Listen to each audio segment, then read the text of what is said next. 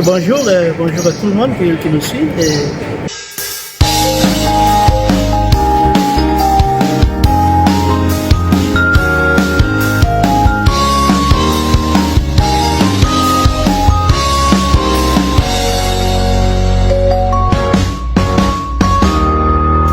Je suis content de me retrouver à Kinshasa.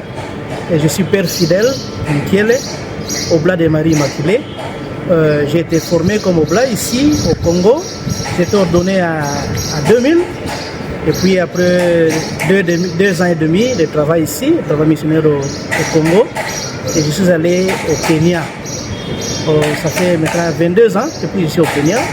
Et j'ai travaillé au Kenya comme responsable de formation, formateur. Et actuellement, je suis supérieur de la mission du Kenya depuis 2017. Donc l'année prochaine, je vais finir mon 3e mandat au mois d'octobre. Je suis content d'être ici, de revoir les confrères. Nous avons célébré le jubilé le 27 juillet. C'était une grande joie. Et vraiment, je suis reconnaissant à la province et aux confrères qui ont organisé cet événement qui s'est bien passé. Jubilé d'argent. Oui. Mon père, est-ce qu'il y a des oblats kenyans?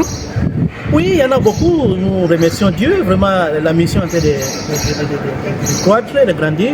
Il y a déjà des oblats kenyans qui sont prêtres, qui sont au scolastica, théologiens en philosophie. Et il y a aussi 2 frères à vie perpétuelle. Et vous, mon père? Je suis le père Jean-Marcel Gatua, mais je suis connu par le monde congolais Oblat par Père Zago. Je suis ici en vacances. Je suis missionnaire en Afrique du Sud il y a 10 ans. J'ai travaillé là comme curé de paroisse, formateur au noviciat. Et maintenant, je suis curé à Cape Town. Je suis en vacances, ça fait la semaine prochaine, je vais rentrer. Je suis content de découvrir l'Afrique du Sud, le monde avec lequel je travaille, avec les métis qui parlent afrikaans. Moi, je parle anglais. Les vocations en Afrique du Sud, on n'en a pas comme ici au Congo, où vous avez 22 prénovices, 13 novices qui vont émettre les premiers bébés demain.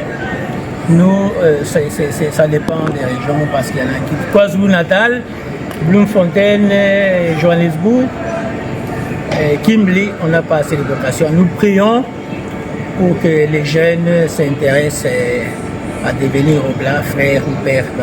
Nous tentons de promouvoir les vocations par des sessions. Il y a des responsables de vocation qui est dans tous les districts, parce que nous avons les districts de KwaZulu-Natal, du Mans, nous avons Kimberley, Bloemfontein, nous avons Johannesburg.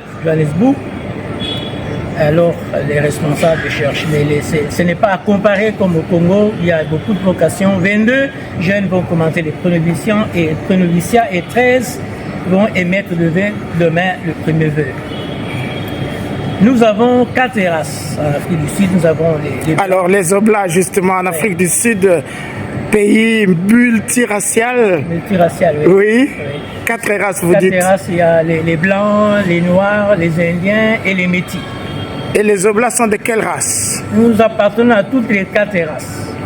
Nous avons des confrères blancs, noirs, métis et indiens. Et nous vivons notre relation comme frères. Et pour les 4 races, pas de vocation?